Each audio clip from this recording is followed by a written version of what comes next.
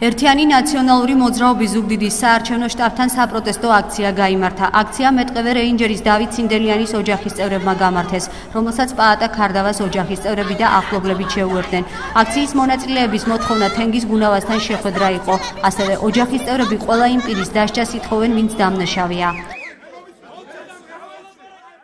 უდანაშაულოდ დასჯილი ჩემი შვილის ყველა დამსჯელი, ვინც შეუკვეთა ზევიდან, ვინც დაიჭირა, ვინც დაიბარა, ვინც სისრულეში მოიყვანა, შემათავა მოიყვანა სისრულეში, შემათავა აღიაროს ყველაფერი.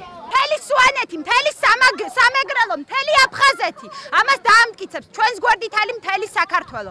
მერწმუნეთ, რომ ისინი დაიჯებიან სამაგალითოდ. ჩვენ გვიდგას მთელი ხელისუფლება. დღეს მოვედით აქ მშვიდობიანად, რომ დაისაჯოს ეს გუნავა, ეს ჯალათი ადამიანი, რომელიც მკვლელებს ხელს აფარებდა 5 წელი და მატყუებდა, რომ მამა ცოცხალია. ადგილზე მობილიზებული იყო პოლიცია. ისინი აქციის მონაწილეებს, რომლებმაც შტაბში შეჭრა არაერთხელ სცადეს, ამის საშუალება არ მისცეს.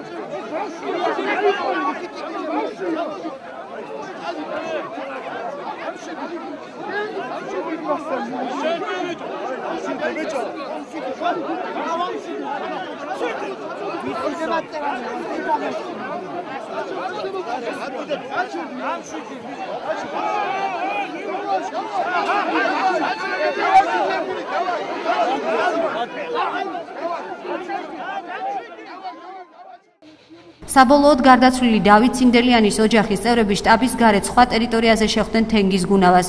ოჯახის შეხვედრის დეტალებს არ ასაჯაროებს. ვერაფერს და ვერ დაგიკონკრეტებ, გამოძიება გაარკვევს ყველაფერს.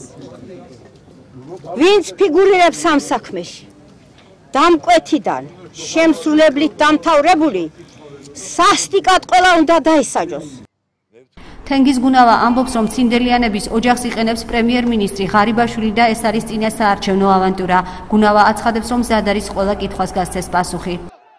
აქ იმყოფებოდ მე მინდა მკაფიოდ განმოცხადო და უთხრა პრემიერ-მინისტრს, პროკურატურას, შინაგან საქმეთა სამინისტროს, კეთილი ინებონ. გამოიძიონ საქმეები მიიყვანონ ბოლომდე და ნათელი მოფინონ ყველაფერს. მე მზად ვარ ნებისმიერ დროს პასუხი გავცეთ ჩემ მისამართით დასმულ შეკითხვებს. ეგ არის კიდევ ერთხელ ვამბობ, აბსოლუტურად წინა საარჩევნოდ მოტივირებული ვთქვათ და გამოყენებული ოჯახები იმისათვის, რომ იციან, რომ ქართულ ოცნებას შანსი არ აქვს ზუგდიდში, წაგებული აქ არჩევნები და ამის გამო ყველაფერზე მიდიან, მაგრამ ყველაფერს აქვს საზღვარი, ვაჟკაცები არიან, თუ ადამიანები არიან, თუ რამე შეუძლია დაამტკიცონ და ყველა კითხვას გასცენ პასუხი. მე კიდევ ერთხელ მზად ვარ ნებისმიერ დროს გავცე ჩემს მიმართ დასმულ შეკითხვას პასუხი.